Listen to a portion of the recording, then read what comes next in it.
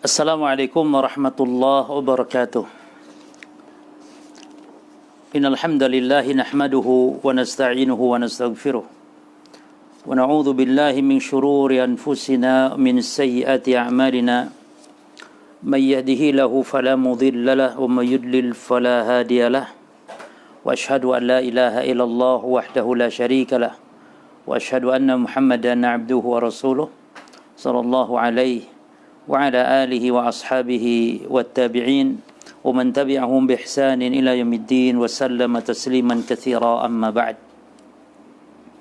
Ikhwani fid din wa akhwati fillah, para jamaah Masjid Ihya'us Sunnah yang semoga senantiasa dirahmati oleh Allah Subhanahu wa taala. Kita melanjutkan pembahasan yang biasa kita kaji di Masjid Ihya'us Sunnah di Suwaluh Bolongbendo, ya, di Krian, yang mana pada malam hari ini kita melanjutkan melalui online. Semoga Allah tetap memberikan keberkahan kepada kita dalam kita belajar, ya, walaupun tidak kita bermajelis langsung. Kita masuk di poin yang ke-8, ya, di halaman 37 dari kitab Min Usul Aqidati Ahli Sunnah wal Jamaah karya Syekh Shalih ibn Fauzan ibn Abdullah al-Fauzan hafizahullahu ta'ala. Pembahasan kita tentang keyakinan ahli sunnah wal jamaah di dalam membenarkan adanya karamah. Dan kita akan kaji, kita baca dulu apa yang dijelaskan oleh Syekh, kemudian kita akan ambil beberapa faedah apa yang dijelaskan oleh Syekh hafizahullah dari beberapa penjelasan para ulama, insyaallah. Kita baca dulu, dibuka di halaman 37. Al-aslu tsamin, prinsip yang ke-9, at-tasdiqu bi karamatil awliya, membenarkan karamah para wali. Beliau mengatakan wa min usuli ahli sunnah wal jamaah at-tasdiqu bi karamatil awliya. Dan di antara prinsip ahli sunnah wal jamaah, ini maksudnya akidah ahli sunnah, at-tasdiqu, membenarkan bi karamatil awliya, terhadap karamah para wali. Wa hiya ma qad yajrihi Allahu ala aidi ba'dihim min khawariqil adat. Dan dia apa yang Allah berikan kepada atau berlakukan kepada sebagian dari para wali berupa keluar biasaan. Yang dimaksud dengan karamah tersebut adalah ma yajrihillahu ala aidi ba'dihim min khawariqil adat. Ini apa yang Allah Subhanahu wa taala menganugerahkannya kepada sebagian para walinya berupa keluar biasaan. Ikraman lahum, sebagai bentuk memuliakan mereka. Kama ala dalla dzalik al-kitab wa sunnah, sebagaimana yang menunjukkan atas hal itu adalah al-kitab dan as-sunnah. Ini penetapan dalil, penetapan tentang adanya karamah berdasarkan Alkitab, berdasarkan As-Sunnah. Seperti di dalam Al-Quran banyak suatu keajaiban-keajaiban, keluar biasaan yang dia bukan milik para nabi dan rasul, tapi orang-orang yang saleh dari kalangan para walinya Allah. Ya, seperti misalnya di dalam Al-Quran, para jamaah sekalian, diceritakan tentang bagaimana Maryam, ya, diceritakan bagaimana Maryam, tentang kisah Maryam yang Allah muliakan, misalnya dengan menggoyang pohon kurma, berjatuhanlah buah misalnya, itu sebuah karamah. Demikian pula kisah orang yang diwafatkan 100 tahun oleh Allah kemudian dibangkitkan kembali dalam Al-Quran, karamatan lahu, sebagai bentuk memuliakan ya Allah kepada mereka, orang-orang saleh. Ya, demikian pula di dalam kitab-kitab sunnah, di dalam hadis-hadis, banyak sekali karamah-karamah dalam hadis. Ya, di dalam Sahih Bukhari itu ada namanya Kitabul Anbiya, bab madzakara an Bani Israel, bab tentang apa yang terjadi dari orang-orang Bani Israel. Dalam hadis Sahih Bukhari ada pembahasan seperti itu. Ya, banyak sekali dalam hadis-hadis juga tentang masalah karamah. Maka penetapan karamah kata Syekh berdasarkan Al-Quran, berdasarkan sunnah, berdasarkan hadis-hadis yang sahih. Di antaranya para jamaah sekalian yang nanti akan kita sebutkan, ada seorang sahabat misalnya namanya Sa'ad bin Abi Waqqas, ya. Seorang sahabat namanya Sa'ad bin Abi Waqqas, ya. Nah, sahabat ini Sa'ad bin Abi Waqqas yang memiliki karamah, Allah memberikannya karamah, ya. Di antara karamahnya Sa'ad bin Abi Waqqas adalah bahwa beliau radhiyallahu anhu, Sa'ad bin Waqqas radhiyallahu anhu bisa, ya, berjalan di atas air. Bahkan di antara karamah beliau adalah doanya selalu mustajab. Karena pernah beliau diwasiati oleh Rasulullah sallallahu alaihi wasallam, "Ya Sa'ad, atib mat'amak tujab da'watak." Wahai Sa'ad, makanlah yang halal dan doamu nanti akan diijabah oleh Allah Subhanahu wa taala. Ya. Demikian pula para jamaah sekalian, karamah diberikan, ya, kepada para wali-walinya Allah Subhanahu wa taala. Bahkan tidak harus para sahabat, pokok semua, bahkan bisa terjadi juga hatta di zaman kita sekarang.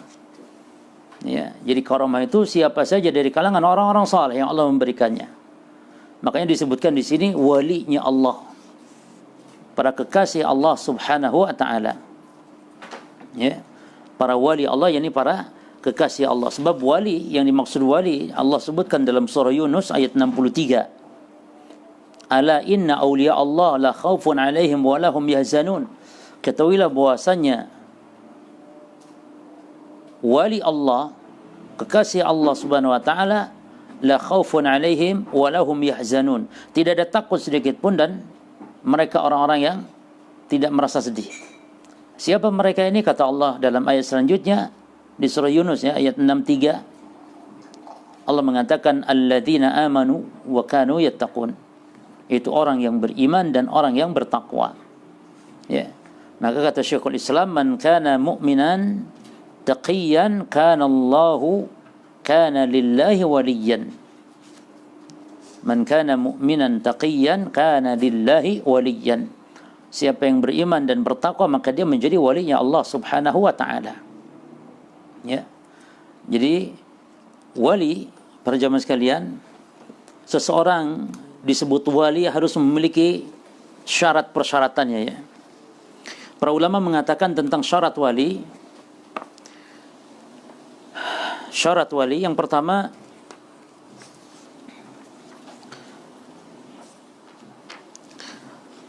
syarat menjadi seorang wali yang pertama,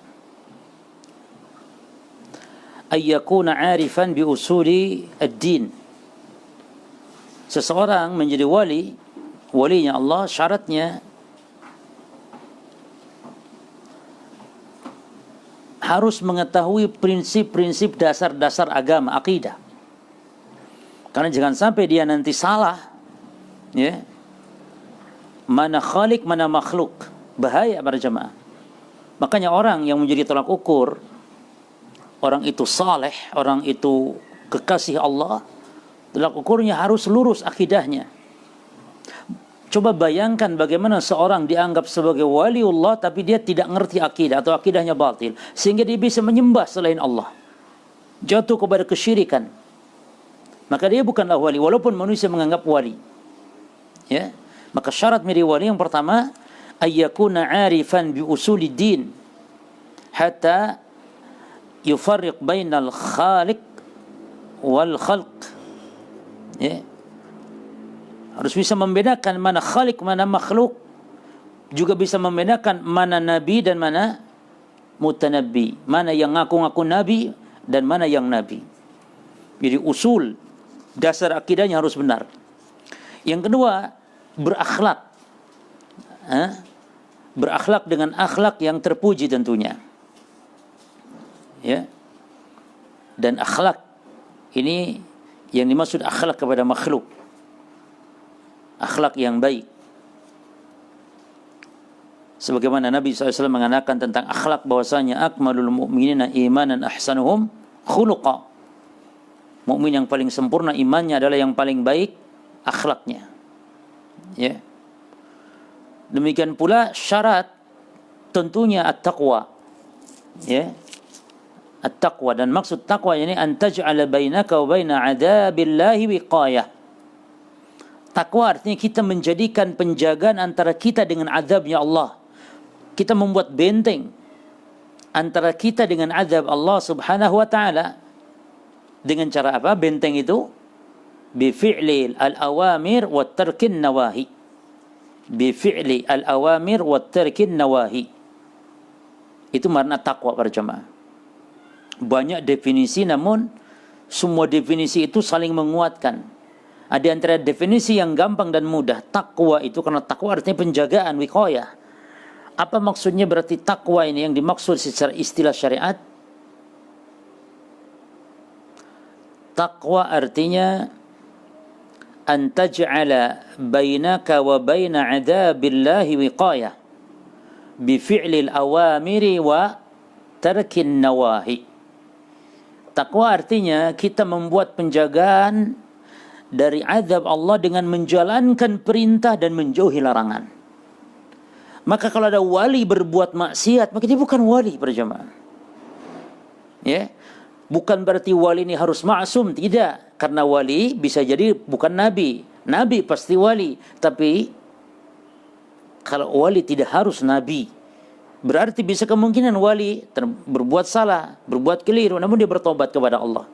Tapi terus dalam kesalahannya, terus dia berbuat bid'ah, terus dia berbuat syirik, maka dia bukan wali. Bukan wali dia. Ya. Makanya disebutkan dalam surah Yunus tadi, dia bertakwa. Ala inna awliya Allah la khawfun alaihim wa la hum yahzanun alladzina amanu wa kanu yattaqun. Wa kanu yattaqun. Ya. Taib. Kemudian juga di antara syarat menjadi wali ada'ul faraid allati faradaha Allahu 'ala al-'abd, menjalankan fardu, kewajiban-kewajiban, dan juga syaratnya adalah ada'un nawafil ba'dal faraid, melakukan yang sunnah-sunnah, amalan-amalan yang tidak wajib, amalan-amalan tambahan setelah menyempurnakan amalan yang wajib. Nah, itu di antara syarat-syarat wali para jemaah. Ya. Jadi karomah hanya diberikan kepada para wali, maksudnya para kekasih Allah Subhanahu wa taala. Kemudian Syekh di sini mengatakan wa qad ankara wuqu' al-karamati al-mu'tazilah wal jahmiyah wa inkarun li amrin waqi'in ma'lum.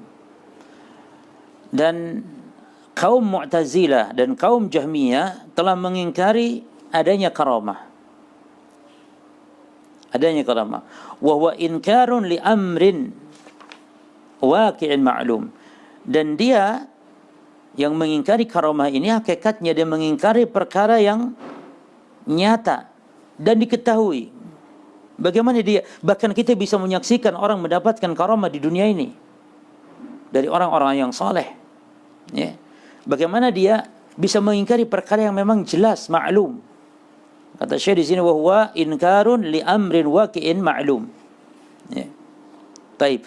Oleh karena itu para jemaah sekalian, manusia dalam mensikapi karamah ini terbagi 3 golongan. Ya. Manusia dalam mensikapi karamah ada 3 golongan. Disebutkan oleh Syekh Fauzan ketika beliau mensyarah kitab Al-Wasithiyah, Aqidah Al-Wasithiyah. Bisa dirujuk di dalam kitab Syarah Aqidah Al-Wasithiyah karya Syekh Fauzan hafizahullah. Beliau mengatakan, "Wan nasu fi karamatil awliya ala 3 asnaf." Manusia dalam mensikapi karamah itu ada 3 golongan. Ya.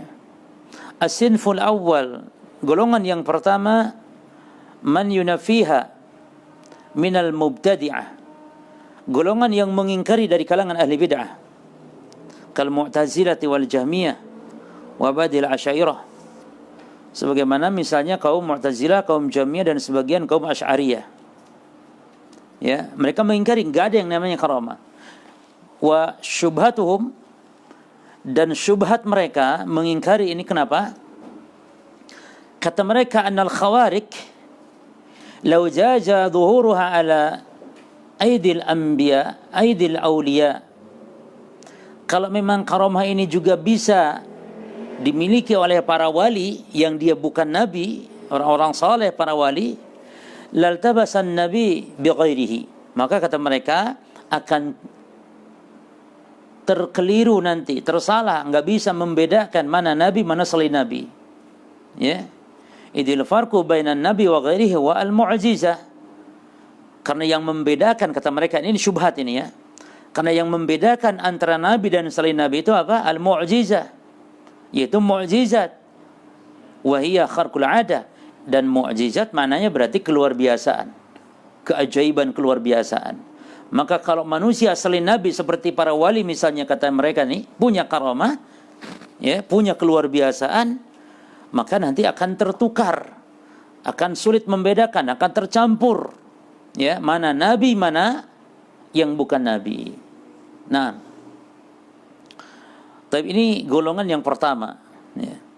Lalu as-sinfu tsani, nanti bantahnya nanti yang di pembahasan berikut insyaallah, ya, setelah ini. Sekarang golongan yang kedua, man yaghlu fi isbatil karamah. Golongan yang kedua yang ekstrim di dalam menetapkan karamah, berlebihan di dalam menetapkan karamah. Siapa mereka ini? Min ashabit turuqis sufiyah, ya, dari kalangan orang-orang sufi, orang-orang tasawuf, tarekat tasawuf, ya, wal kuburiyin, termasuk para penyembah kubur. Yang dimaksud dengan para penyembah kubur yakni ya dari sebagian kaum tasawuf, dan berbeda para jemaah, ya. Berbeda. Tidak setiap tasawuf itu menyembah kubur. Ya, tidak setiap tasawuf menyembah kubur. Tapi ada yang ekstrim dan mereka menyembah kubur. Ya. Yang ekstrim mereka dalam mengagungkan kubur. Namun rata-rata para penyembah kubur adalah orang-orang tasawuf. Tapi tidak setiap tasawuf menyembah kubur. Ini orang-orang yang pertamanya ziarah kubur, ngalap berkah, ya, bukan ziarah yang tidak boleh para jemaah sekalian. Jangan salah paham dalam masalah ini. Ya. Tidak melarang, bahkan ziarah kubur dianjurkan. Namun ketika harus safar,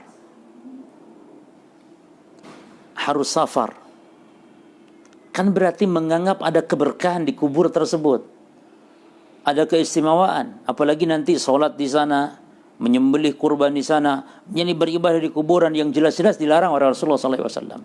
Ini yang menjadi masalah. Dan coba perhatikan, apakah ada orang Islam yang safar ziarah kubur ke kuburan biasa? Tidak ada. Orang-orang Islam yang sengaja safar ke kubur-kubur itu, dia kuburnya bukan kubur sembarangan. Kubur yang dalam tanda kutip dikeramatkan, ya. Dikeramatkan maksudnya hanya berita saja ini kuburan keramat, bahkan nggak tahu dia kuburannya siapa. Cuman ini kuburan keramat, itu kan begitu biasanya. Atau kalaupun betul dia kuburan orang saleh, ya. Seperti wali-wali, sunan-sunan. Nggak ada orang Islam yang ziarah tinggalkan kampungnya, nyewa bis, bayar 2 juta, 3 juta, 5 juta, bahkan sampai berhari-hari. Nggak ada yang mereka kuburan biasa, kuburan yang dikenal. Karena makam-makam banyak berserakan di kampung-kampungnya. Nggak pernah diziarahinya.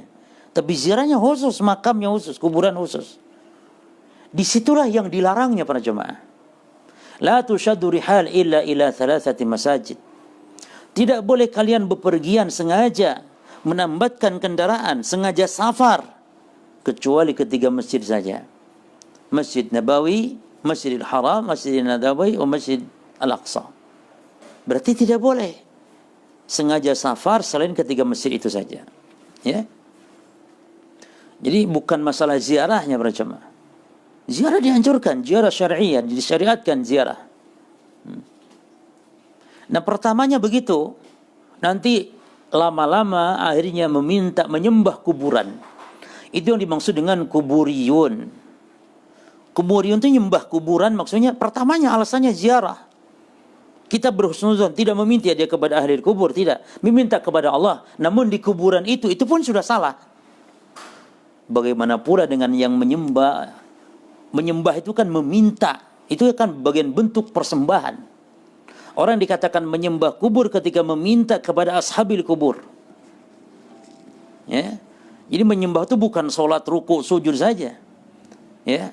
Menyembah itu baca Quran, bentuk menyembah Allah dengan membaca Al-Quran. Menyembah itu beribadah maknanya. Nah, orang yang mintakan doa. Apakah doa bukan ibadah? Ibadah doa itu. Dan meminta kepada ahli kubur dengan doa seperti itu berarti telah menyembah ahli kubur. Itu syirik seperti itu berjamaah. Kalau mati belum taubat, itu kekal di dalam neraka. Innallaha la yaghfiru an yushraka bihi wa yaghfiru ma duna dzalika liman yasha. Sungguhnya Allah Subhanahu wa taala tidak mengampuni dosa syirik. Allah mengampuni selain atau di bawah kesyirikan bagi siapa yang Allah kehendaki. Ya. Nah, jadi kuburiyun yang dimaksud, mereka menetapkan syafaat secara ekstrim. Alladzina yudajjiluna 'alan nasi wa ya'tuna bi khawarik syaitaniyah, yang mereka berdosa kepada manusia, ya. Mereka membuat hal-hal yang ajaib, ya, hal-hal yang khawarik di luar kebiasaan manusia namun dari syaitan. Itu yang kita beri judul tadi, apakah ini karamah atau gharamah? Ini yang dimaksud dengan gharamah. Ini keluar biasaan yang datangnya dari setan. Keluar biasaan, ya. Disebutkan di sini seperti apa? Contoh keluar biasaan yang datang dari syaitan, contohnya kadukhulin nar. Seperti ada orang yang masuk ke kobaran api, ya. Kobaran api dan dia tidak mati.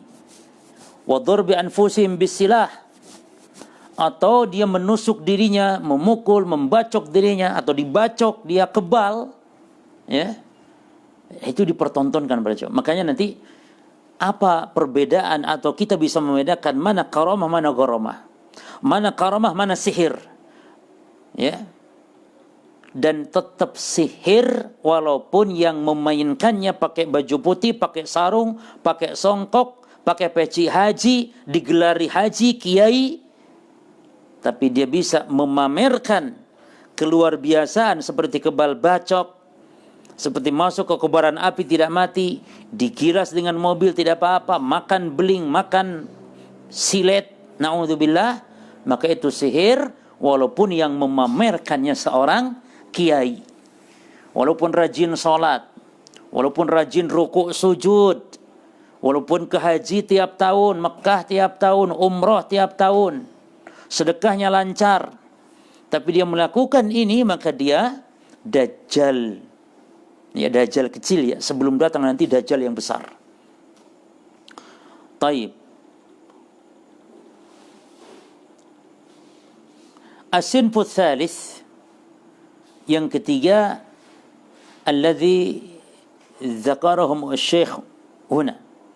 Yang ketiga yang disebutkan oleh Syekh dalam pembahasan kita, ya, yaitu Ahlus Sunnah wal Jamaah. Bagaimana sikap Ahlus Sunnah wal Jamaah? Yu'minuna bi karamatil awliya wa yuthbitunaha ala muqtada ma jaa fil kitabi was sunnah. Yani beriman menetapkan adanya karamah para wali sesuai dengan apa yang ditunjukkan oleh Al-Quran, ya. Namun menafikan, jadi menetapkan karamah apa yang ditetapkan oleh Al-Quran untuk para wali, dan menafikan, mengingkari, yani itu bukan karamah apa yang ditetapkan oleh orang-orang tukang sihir, orang-orang yang pelaku maksiat, ahli syirik wal bid'ah, ya. Jadi ahli sunnah ini adil. Kalau ada seorang kiai bisa menampakkan, memamerkan keajaiban, maka itu namanya apa? Sihir. Sihir, gharamah, bukan karamah. Walaupun kiai, ya. Karena karamah itu para jamaah tidak bisa dipamerkan, tidak bisa dipelajari. Kalau kiai mempelajari supaya bisa kebal bacok, itu bukan karomah tapi sihir. Karena karomah bedanya dengan goromah. Kalau karomah dia tidak bisa dipelajari, dia anugerah dari Allah. Tapi kalau sihir dipelajari, kalau goromah. Ya, yang kedua berjamaah, kalau yang namanya karomah hanya datang dari orang-orang yang saleh, orang-orang yang beriman, orang-orang yang bertakwa. Ya. Namun yang namanya goromah bahkan orang kafir, hatta orang ateis, hatta pelaku syirik, pelaku bid'ah, pelaku maksiat, rokokan, tidak masalah. Ya. Tidak masalah tukang rokok, tukang ngisep ganja, tukang mabuk, ya tidak pernah sholat, nggak pernah pakai baju, kayak orang gila, bisa dia untuk menampakkan yang namanya goromah, yang namanya sihir, yang orang-orang awam anggap dia sebagai karomah. Nah di sini bedanya berjamaah. Ahli sunnah selalu tengah-tengah, selalu adil mereka. Ya, jadi ahli sunnah wal jamaah selalu tengah-tengah, selalu adil. Lalu mungkin timbul pertanyaan, apa sih hikmah Allah mendatangkan karomah ini kepada orang-orang yang saleh? Ya. Tadi Syekh telah mengatakan dia sebagai bentuk memuliakan ya kepada orang dan menguatkan imannya. Ya. Makanya di antara hikmah bisa dicatat, hikmah Allah memberikan, menganugerahkan karomah kepada para wali. Ya. Dan kita harus tegaskan sekali lagi, wali itu siapa yang dimaksud? Ya. Aulia itu bentuk jamak dari kata wali, diambil dari kata al-wala, artinya al-mahabbah, kekasih artinya. Ya. Dan siapa itu waliullah? Jadi ada dua wali ya. Ada waliullah, ada wali setan. Waliullah yakni orang-orang yang melaksanakan ketaatan kepada Allah Subhanahu wa taala, yang senantiasa mencari ridha Allah dengan senantiasa melakukan apa yang dicintai oleh Allah Subhanahu wa taala, mendekat kepada Allah dengan yang diridhai oleh Allah Subhanahu wa ta'ala. Ya, itu wali Allah. Wali setan berarti ahlu maksiyah, orang-orang kafir. Ya. Wali juga, karena wali secara makna artinya kekasih, teman dekat. Ya. Yang dimaksud wali Allah di sini siapa? Man fa'ala al-ma'mur wa taraka al-mahdhur wa sabara 'ala al-maqdur. Orang yang menjalankan perintah, menjauhi larangan, sabar ketika dapat musibah. Fa ahaballahu wa ahabahullahu. Allah cinta dia, dia juga cinta kepada Allah, wa radhiya anhu, dan Allah ridho kepadanya, maka summiya waliyan. Ya, dinamakan dia wali. Jadi wali Allah adalah man walallaha bimuwafaqatihi.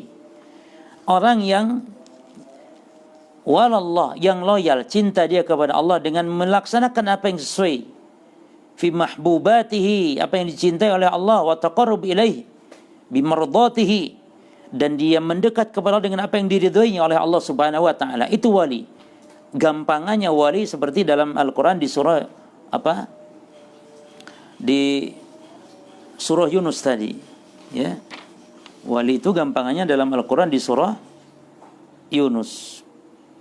Allah taala berfirman, "Ala inna awliya Allah la khaufun 'alaihim wa la hum yahzanun." Ketahuilah bahwasanya yang namanya waliullah la khaufun 'alaihim wa la hum yahzanun. Ya, alladzina amanu wa kanu yattaqun. Yang tidak pernah merasa takut, sedih, dan dia orang yang beriman, orang yang bertakwa. Ya, Yunus 6263 catatnya. Itu wali. Nah sekarang apa hikmahnya Allah menganugerahkan kepada para walinya sebagai apa namanya karomah tadi? Hikmahnya perjamaah yang pertama ada disebutkan 5 hikmah oleh para ulama. Yang pertama, bayan kamal qudratillahi ta'ala. Bayanu kamali qudratillahi azza wa jal. Untuk menjelaskan kudrahnya Allah, kekuatan, kekuasaan Allah subhanahu wa ta'ala. Karena yang menjadikan al-khariq, keluar biasaan ini siapa? Bukan orangnya. Jangankan dia membuat para jamaah, mempelajari aja tidak pernah. Jadi Allah yang murni menganugerahkan keluar biasaan tersebut kepada orang-orang yang saleh tadi. Nah, dalam rangka menampakkan kesempurnaan kekuasaan Allah Subhanahu wa taala, karena Allah berkuasa untuk memberikan keluar biasaan tersebut. Yang kedua, takdzibul qailin bi anna at-tabi'ata hiya allati taf'al. Nah, untuk membantah orang yang mengatakan bahwa manusia sendiri yang melakukan karamah keluar biasaan tersebut. Makanya para jamaah sekalian, tidak bisa dipamerkan yang namanya karamah. Karena bukan manusia yang berbuat. Artinya perbuatan yang manusia tidak menyadari itu hanya murni dari Allah Subhanahu wa taala, anugerah dari Allah Subhanahu wa taala. Ya. Jadi sebagai bentuk bantahan kepada orang yang mengatakan bahwa yang namanya karamah adalah buatan manusia. Kalau yang buatan manusia dipelajari itu namanya gharamah. Ya. Terus yang ketiga jemaah, anna wuqu'a karamat al-awliya huwa fi al-haqiqah mu'jizatun lil anbiya. Perhatikan bahwa karamah-karamah bagi orang-orang saleh dari para waliullah ini sebenarnya hakikatnya adalah bentuk mukjizat para nabi. Kenapa? Kenapa adanya karamah kepada orang-orang yang saleh seperti para sahabat, para tabi'in, para ulama kita, orang-orang saleh? Kenapa sebagai mukjizat para nabi? Li'anna tilkal karamat lam tahsul lahum illa bi barakati mutaba'atil anbiya.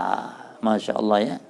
Karena yang namanya karamat tersebut tidak akan terjadi kecuali dengan itiba, kecuali karena keberkahan itibanya kepada para nabi.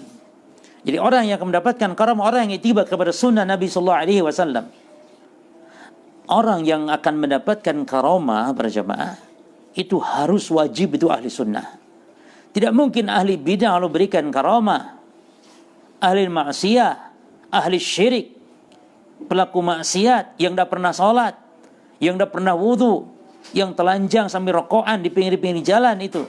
Kan sebagian di daerah kami ini di Pasuruan, jalan yang mau ke Malang dari Banyu Biru itu ada yang mau ke Malang di situ, itu ada yang bolak-balik jalan telanjang badan. Nah, ini tidak pakai baju, ya, sambil rokokan, celana pendek, kucel, kayak orang gila. Itu orang-orang menganggap itu wali.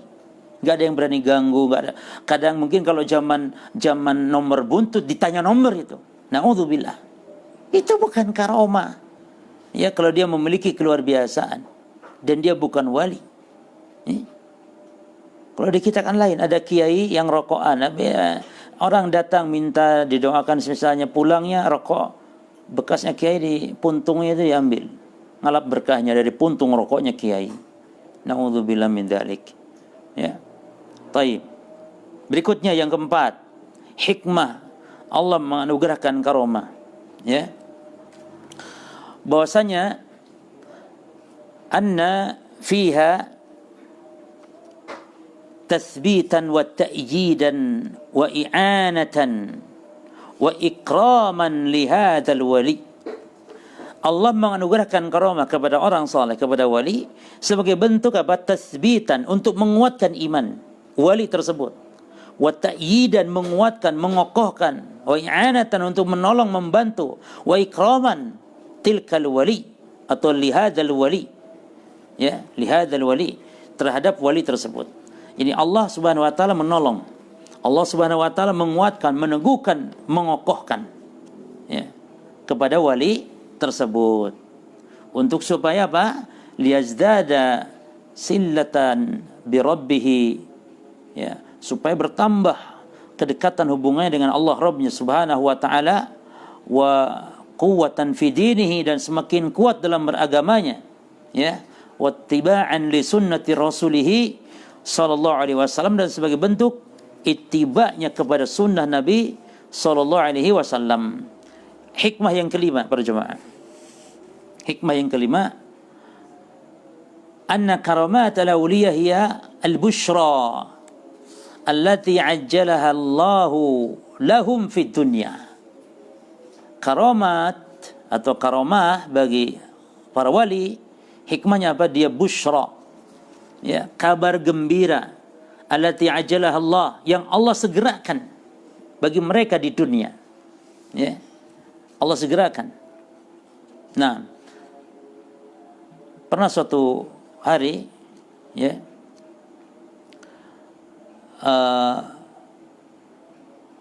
ada orang yang bertanya kepada Rasul sallallahu alaihi wasallam. Orang ini bertanya tentang masalah riya, jemaah. Ya. Dia bertanya, apakah ini masuk riya atau bukan? Orang itu bertanya kepada Nabi sallallahu alaihi wasallam, "Araita ar-rajul ya'malul 'amal minal khair, ya, yahmaduhu an-nasu 'alaihi." Wahai Rasulullah, bagaimana menurutmu ada orang yang beramal, ini sudah beramal amal kebaikan, lalu orang memuji dan tentu dia senang, apakah itu termasuk riya? Maka kata Nabi sallallahu alaihi wasallam, tilka ajilu busyral mu'min. Kata Nabi, tidak, itu bukan riya, tapi itu adalah kabar gembira bagi orang mukmin yang Allah segerakan di dunia. Ya. Jadi termasuk adanya karamah bagian daripada apa? Nikmat yang Allah anugerahkan kepada seorang wali, seorang kekasih Allah, seorang yang beriman, yang bertakwa, sebagai bentuk kabar gembira yang disegerakan di dunia sebelum di akhirat. Ya. Sebelum di akhirat. Taib.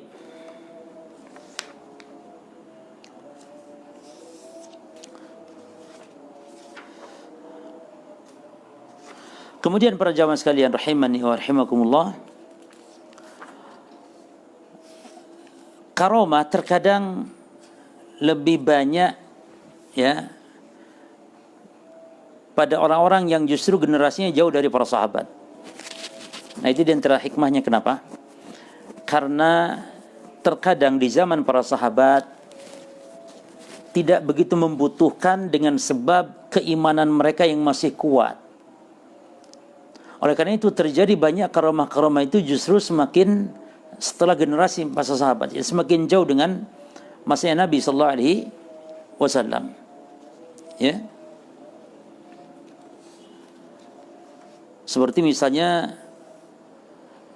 ada golongan tabi'in, tabi'ut tabi'in, ya, yang mereka mendapatkan karomah.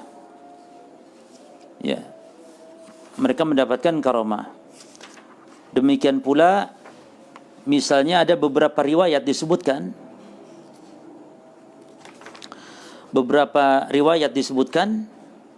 tentang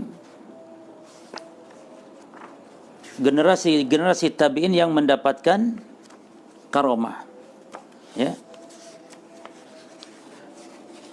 Generasi dari tabi'in atau setelah masa dari mereka, ya, mendapatkan karamah.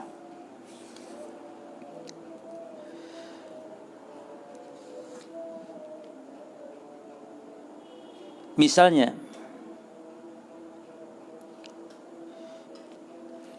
pertama tadi dari kalangan sahabat, siapa namanya? Sahabat Sa'ad bin Abi Waqqas.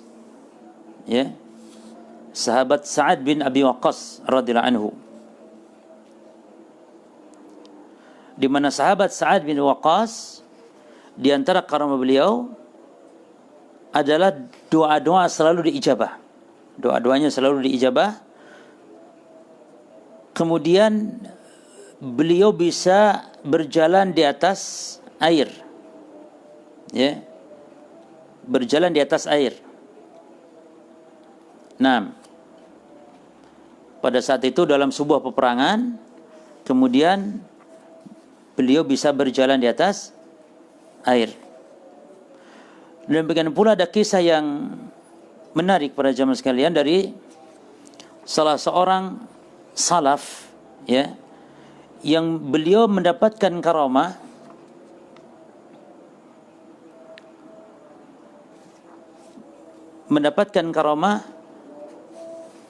beliau dalam sebuah perjalanan, ya, kemudian kudanya meninggal, kudanya mati. Lalu atas izin Allah Subhanahu wa taala, kuda tersebut bisa hidup sampai bisa ditunggangi dan sampai pulang ke rumahnya. Ya. Bisa sampai pulang ke rumahnya. Sampai di rumahnya, kepada putranya ambil pelananya, diambillah pelananya sang putranya, kemudian kuda itu pun meninggal, mati kembali. Ya. Itu juga diantara bentuk-bentuk karomah, dan kita bisa baca dalam dalam buku-buku sirah, ya. Buku-buku sirah. Keledainya, ya. Jadi kuda maksudnya keledainya. Nah,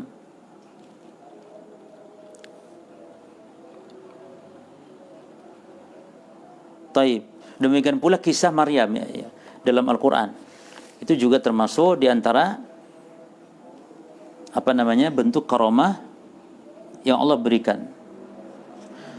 Kemudian Syekh menjelaskan, lakin yajibu an na'lam anna minan nas fi waqtina, namun wajib kita untuk mengetahui bahwasanya di antara sebagian orang pada zaman kita sekarang, mandhala fi mawdu'i al-karamat, yang tersesat dalam masalah mensikapi karamah, wa ghala fiha, sampai ekstrim berlebihan dia, hatta adkhala fiha ma laysa minha, sampai dia memasukkan sesuatu yang ajaib dan dia bukan bagian dari karamah, tapi dia minasya'wadha wa amala sahara wa syayatin wa dajjalin, ya, tapi dia tukang-tukang sihir, ya, amalan-amalan syaitan dan para pendusta. Wal farqu wadihun bainal karamat wasya'wadah, dan perbedaannya sangat jelas antara karamah dengan asy'awadah. Baik, makanya tadi kenapa Mu'tazilah dan Jahmiyah menolak adanya karamah? Kata mereka tidak bisa membedakan nanti mana nabi, mana yang bukan nabi. Maka jawabannya para jamaah sekalian, manusia bisa membedakan antara nabi dan selain nabi, karena perbedaan manusia nabi dengan yang bukan nabi bukan hanya dalam masalah karamah saja, tapi banyak yang lain-lainnya. Ya. Maka tidak sulit untuk membedakan mana karamah, mana gharamah, mana mukjizat, mana yang sihir. Ya. Mana mukjizat, mana yang sihir. Seperti tadi perbedaannya. Kalau karamah atau mukjizat dia pemberian Allah. Tapi kalau yang namanya sihir dia datang dari syaitan. Lalu kalau karamah atau kalau mukjizat datang dari orang-orang yang bertakwa, dari kalangan para nabi yang itu mukjizat, atau kalangan selain nabi itu karamah. Tapi yang namanya gharamah atau sihir datang dari orang-orang yang selain nabi, selain orang-orang yang soleh, bahkan dari orang yang kafir sekalipun. Lalu kalau karamah tidak bisa dipelajari, tapi kalau gharamah bisa dipelajari. Ya. Makanya perlu kita untuk bisa membedakan di sini. Ya. Lakin yajibu an na'lam di halaman 37. Walakin yajibu an na'lam anna minan nas fi waqtina man dhala fi mawdu'il karamat wa ghala fiha hatta adkhala fiha ma laysa minha min asy-sya'wadha wa a'mal as-sahara wasyayatin wad-dajjalin wal farqu wadihun, dan perbedaannya sangat jelas bainal karamati wasya'wadha, antara karamah dan sihir. Fal karamah, adapun karamah, ma yajri ala aidi ibadillahi salihin. Kalau karamah dia akan keluar, dia akan datang, ya, dari sebagian hamba-hamba Allah yang saleh. Wasya'wadatu, sedangkan asy'awadha yakni sihir, ma yajri ala yadi sahara, yang dia bisa diamalkan oleh orang-orang sihir, tukang sihir, wa kafara, orang-orang kafir, wal malahida, dan orang-orang ateis, biqasdi idlalil khalq, dengan tujuan apa? Menyesatkan manusia, wabtizazi amwalihim, dan untuk mengeruk harta manusia. Bagaimana mengeruk maksudnya? Seperti perdukunan, jam itu kan bentuk-bentuk apa? Dengan sihir dan gharamah tipu dayanya itu bisa mengeruk harta. Contoh ditawarkan, ya, ini sebuah katanya keajaiban, ditawarkan sekian maharnya, dibeli saja itu nanti. Untuk pesugihan, untuk kelancaran rezeki, untuk pengasihan, untuk pelet dan yang semisalnya. Ya. Itu yang dimaksud dengan mengeruk harta manusia, atau pertunjukan sihir. atau kontrak-kontrak acara-acara sihir di televisi sekarang. Itu banyak sekarang televisi itu menayangkan acara-acara sihir, acara-acara hipnotis, acara-acara perdukunan, dan tentu dengan biaya yang mahal. Dan itu selain merusak ya akidah kaum muslimin dan juga merusak harta kaum muslimin dan juga merusak daya pikir kaum muslimin. Orang jadi rusak pikirannya kalau sudah percaya dengan yang namanya dukun dan yang semisal.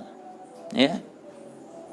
Bahkan sekarang ketika ada wabah corona seperti ini, ya, masih banyak manusia yang bergantung dengan dukun, manusia yang bergantung dengan kesyirikan kepada jimat-jimat, ya. Seperti yang terjadi di daerah kampung kami di Trenggalek sana. Jadi pelepah pohon kelapa itu dibuat gambar topeng dan semisalnya dicat untuk nolak virus. Naudzubillah min dzalik. Nabi SAW mengatakan man ta'alaqa tamimatan faqad asyrak. Siapa yang meletakkan, menggantungkan, nyimpan jimat, itu masuk bagian dari jimat. Ya. Apa saja bentuknya jimat itu, mau kertas, mau gambar, mau ya raja, hatta termasuk Al-Qur'an enggak boleh dijadikan jimat. Mushaf Al-Qur'an digantungkan untuk tolak bala, enggak boleh. Termasuk sama hukumnya, faqad asyrak, dia telah berbuat syirik. Ya. Baik, itu di antara perbedaan. Kemudian wal karamatu sababuha ta'ah wa sya'wadatu sababuha al-kufur wal ma'asi.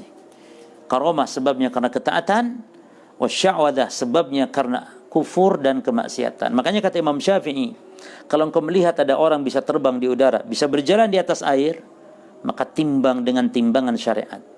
Kalau sesuai dia itu orang di atas syariat, maka berarti yang kamu lihat dia karamah. Tapi kalau orang pelaku maksiat, ahli bid'ah, ya, ahli bid'ah, suka melakukan kesyirikan, kuburiyun, maka itu bukan karamah, tapi itu sihir. Ya, itu adalah sihir. Taib.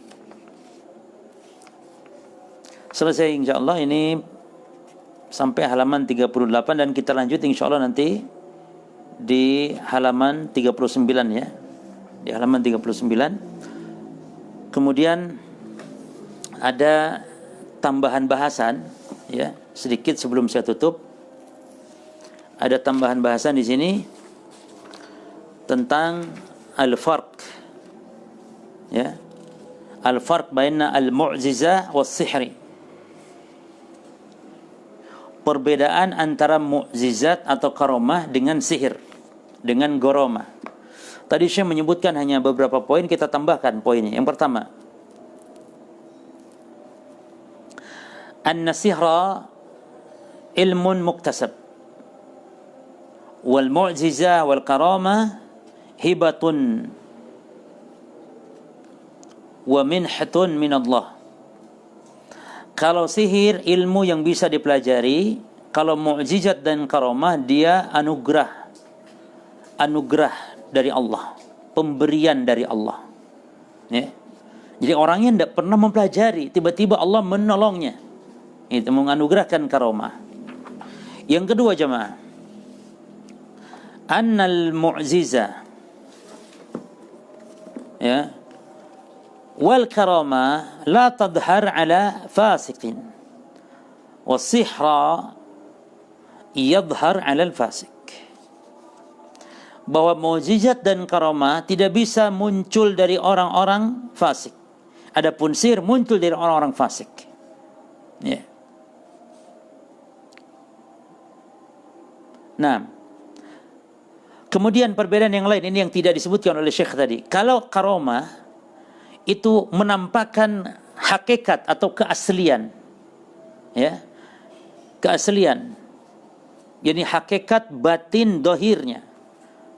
Maksud hakikat itu, ya, batinuha ka dhahiriha, batin seperti dohirnya. Nah, berbeda dengan sihir. Kalau sihir itu khayal. Seperti misalnya ada sihir takhyili, ya, yang bisa menghilangkan sesuatu. Monas bisa hilang misalnya. Itu seperti David Copperfield, ya, seorang penyihir dari orang barat, orang sana, orang kafir sana. Itu bisa menghilangkan menara Eiffel misalnya. Itu bukan menara Eiffelnya yang hilang, bukan Monasnya yang hilang, mata yang disihirnya. Takhyil, Nah, itu beda dengan yang namanya karomah. Ya, itu perbedaannya. Yang berikut di antara perbedaan, bahwa al-mu'jizah wal karomah, mu'jizat dan karomah, kalau mu'jizat untuk para nabi ya, karomah untuk selain nabi, dari keajaiban keluar biasaan. Nah, itu bedanya dengan sihir. Annal mu'jizah wal karomah la yumkin ibtaluha. Yang namanya mu'jizat, yang namanya karomah tidak bisa dibatalkan, tidak bisa dihilangkan. Ya, berbeda dengan sihir. Amma sihru fayumkinu ibtaluh. Adapun sihir bisa dibatalkan, dibacakan surat Al-Fatihah hilang itu. Ya, misalnya orang sedang berjalan di atas kobaran api itu, dibacakan Al-Quran, hilang, langsung kebakar dia, mati dia. Maka hati-hati, jangan main-main. Ya, saya sampaikan ini kepada para tukang-tukang sihir ini yang mempelajari ilmu kebal, ilmu apalagi, bahkan dulu ada pondok pesantren ya, yang santrinya itu digilas mobil itu di Kalimantan kalau tidak salah, itu mati ternyata, mati. Ya, santri mati. Loh, santri kok diajarkan kayak gitu? Makanya hati-hati pilih pondok. Kok santri diajarkan digilas mobil ndak mempan? Itu apa yang diajarkan? Sihir berarti. Maka ini bedanya karomah dengan sihir. Kalau karomah tidak bisa dibatalkan, ya. Tapi kalau sihir bisa dibatalkan. Ya. Kemudian yang namanya perbedaan berikutnya ya, as-sihir yujad minas sahir wa ghairih, wal mu'jizah wal karamah la yumkin an yati ahadun bimithliha. Ya. Kalau sihir ya, itu bisa datang dari tukang sihir atau yang selainnya. Ya. Artinya tukang sihir ini bisa, sihir yang itu juga bisa kayak gitu. Jadi bisa saingan-saingan sihir. Kalau karomah nggak bisa. Ada seorang soleh dapat karomah, lalu orang soleh yang lain belum tentu dapat. Belum tentu dapat. Ya. Itu perbedaannya. Yang berikutnya perbedaan, annal mu'jizah wal karamah maqrunah bit tahaddi was sihra ghairu maqrunin bit tahaddi. Ya, bahwa yang namanya mukjizat dan karamah itu diiringi dengan at-tahaddi. Tahaddi itu adalah tantangan. Maksudnya tantangan, kalau memang benar buktikan. Allah memberikannya mukjizat dibarengi dengan tantangan. Nih, Muhammad adalah Rasul kami. Ini mukjizatnya. Berbeda dengan sihir. Ya. Artinya tidak ada jemaah orang, ya, memamerkan mukjizat sebagaimana memamerkan sihir. Ya. Tapi kalau sihir bisa dipamer-pamerkan, bisa untuk atraksi main-main. Ya. Kalau mukjizat karamah tidak ada nabi yang mempermainkan mukjizatnya. Iseng-iseng misalnya Rasulullah mempermainkan mukjizat, tidak. Tapi kalau namanya sihir bisa alat mainan. Makanya ada istilah sirkus ya. Sirkus pakai sihir. Sirkus atau acara apa lagi biasanya disebut apa itu? Ya, debus atau apa pakai sihir untuk hiburan. Nah, kalau karamah dan mukjizat tidak ada yang namanya untuk hiburan, tapi dibarengi dengan tahaddi, ancaman, tantangan, itu namanya karamah atau mukjizat. Nah, Allah alam bisawab. Ini yang bisa disampaikan, mudah-mudahan bermanfaat, dan insyaallah kita lanjutkan pada kesempatan yang lain ya. Dan semoga kaum muslimin semuanya tetap bersabar di masa-masa memenjarakan diri di rumah ya. Berdiam di rumah dalam rangka kita bentuk taqarrub ibadah kepada Allah. Jangan putus asa bagi yang ibadah mungkin di rumah memang tidak sempurna. Namun jangan lupa kaum muslimin tempat ibadah mereka di mana? Di rumah. Namun ada yang hal memang harus di masjid, ketika ada udzur maka tidak melakukan. Jangan juga berputus asa, berlemah harapan, jangan. Karena orang yang terbiasa ke masjid lalu tidak ke masjid karena udzur, Allah catat pahala sempurna. Sebagaimana kata Nabi sallallahu alaihi wasallam, "Idza marida al-'abdu aw safara kataba makana ya'malu muqiman sahihan." Hamba kalau safar dan sakit maka tetap dicatat pahala sempurna seperti ketika sehatnya, sempurna seperti ketika mukimnya. Maka yang terbiasa ke masjid sebelum ada corona, mohon maaf, hanya yang terbiasa ya, yang terbiasa ke masjid sebelum ada wabah corona, maka pahalanya tetap sempurna walaupun dia sholat di rumah. Tapi yang tidak biasa ke masjid, biasa di rumah, ketika sekarang di rumah dia tidak mendapatkan pahala. Maka disitulah nikmatnya kalau orang melakukan amal ibadah dengan dawam, dengan terus menerus, dengan ajak, ya, istiqomah, maka itu yang amalan paling dicintai oleh Allah Subhanahu wa taala. Ini yang bisa disampaikan dan bermanfaat. Subhanakallahumma bihamdika asyhadu an la ilaha illa anta astaghfiruka wa atubu ilaik. Wassalamualaikum warahmatullahi wabarakatuh.